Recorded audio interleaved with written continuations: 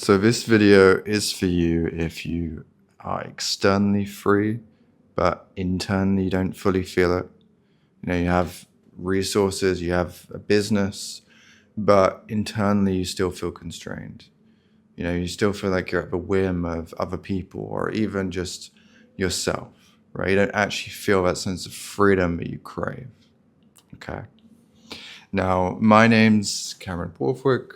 I lost my business at 19 years old because of self-sabotage. I then went and lived with a Buddhist nun and a hypnotherapist and learned all of that good stuff. And now I help entrepreneurs do the same thing, right? Come into real freedom, real fulfillment, and match the external success they've already got.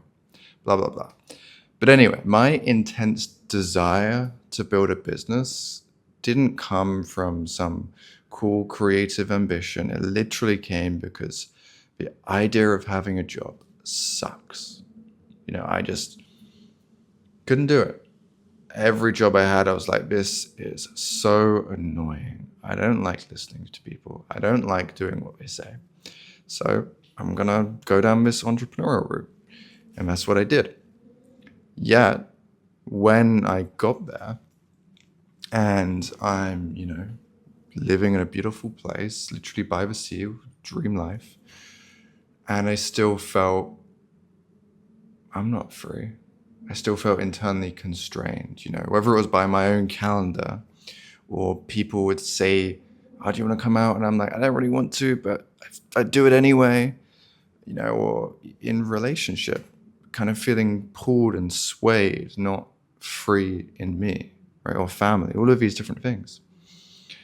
And along this line was when I met my mentor. And I'm sure many of you can relate to this, right? You've got there, but you don't got the feeling that you want it, right? Even you have those temporary highs and it breaks out, but then it goes back to the baseline. And anyway, I met my mentor and he was just free as can be, right? This guy walks into a room and literally zero shackles, right? When you meet him. And the way he got there and what he described for me was shadow work, was meditation, right? And really breaking out internally first and then watching that happen externally. Okay, and he's what got me into all of this, right? He's got what got me into shadow work. And it wasn't from some deep spiritual care. It was because I wanted to be free. I want to feel free. And I don't want to live with these shackles. And the reason we feel like we have shackles on, even when we're, far away from home, right? Even when we're far away from people we grew up with, and we still feel like we can kind of have their energy, their pressure from family or pressure from society or pressure feels like from ourselves, but it actually comes from somewhere else. It's because of this idea of introjects, right? So as we're growing up, we have very little boundaries. And so what our reality is taken from our surroundings, which is normally our parents or caregivers, pardon me. And we take on that pressure, that idea as our own. And so if we want to be really free and live in who we are as us, right? Without all this pressure, different voices, different feelings of others, we have to remove introjects, right? We have to remove other people's stories, energies from us, right? Literally in some cases. I mean, many, many times clients come to me and they're talking about how they can kind of still hear their dad, right? Or they can still feel their mum. In a pressureful way, right? Because it's beautiful when we have connection, but if we're taking on a constraint, if we're taking on shackles, then it's not good for us. It's not what we want. We're not going to live as we want to live. And so if we're going to break free, we have to break free of that. We have to give that back, right? We have to give back the voices, the stories, the feelings that aren't ours and never were. And this is what my mentors taught me. This is what I work with. And what's really cool is when we do that, we end up living in our own essence, right? We can view it that way. It's more of a spiritual way of viewing it. You could just view it living without other people's way of viewing reality. Well, we're living with your own lens instead of what people gave you, right? Instead of what you took on. And it's really cool to see this in clients. I remember a client came to me, super successful guy, really done well. And, oh, damn, my light is out. Oh, well, we're going to crack on anyway. I don't care. He came to me, really successful guy. And he was still feeling all of these constraints, right? He was super free. Could live anywhere he wanted to. He lived in this amazing, amazing house. And yet, people would be like, oh, do you want to come out, hang out with us? And he wouldn't want to go oftentimes, but he felt like he should, right? Or in relationship, felt kind of like he had to go along with what they say.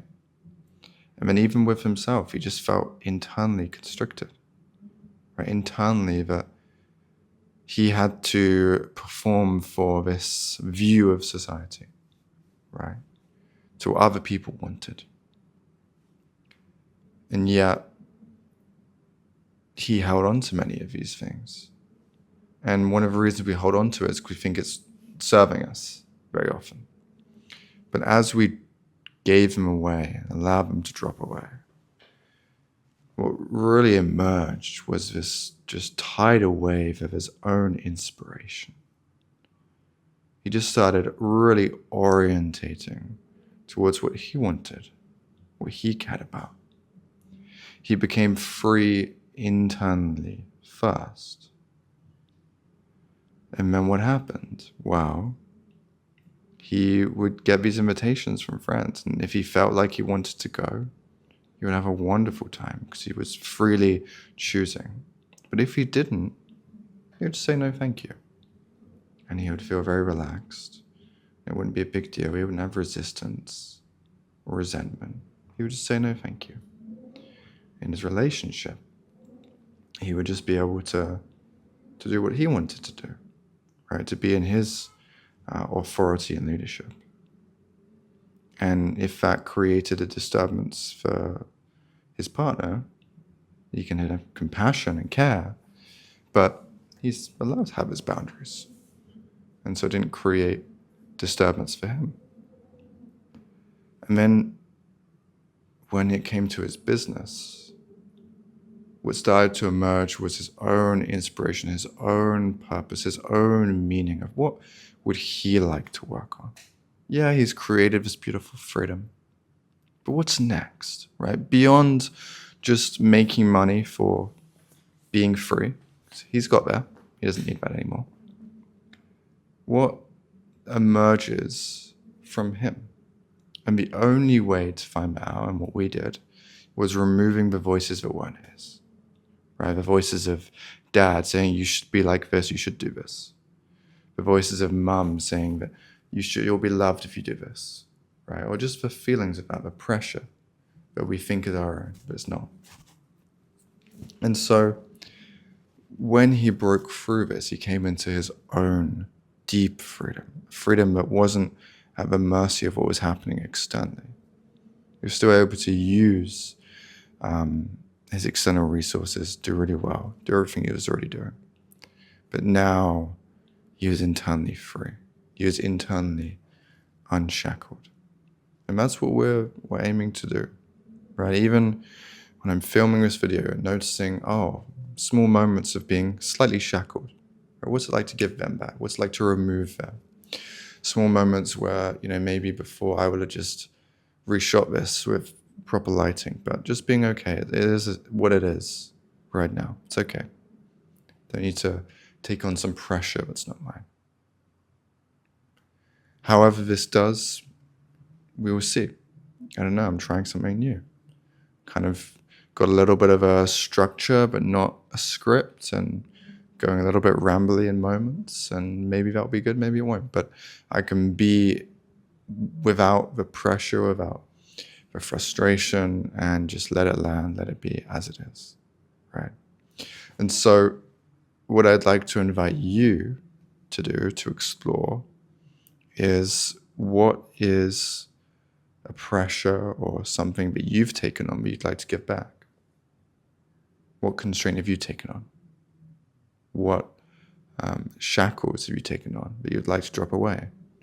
I'm just going to invite you to drop that away this week, this month. See what life's like without it.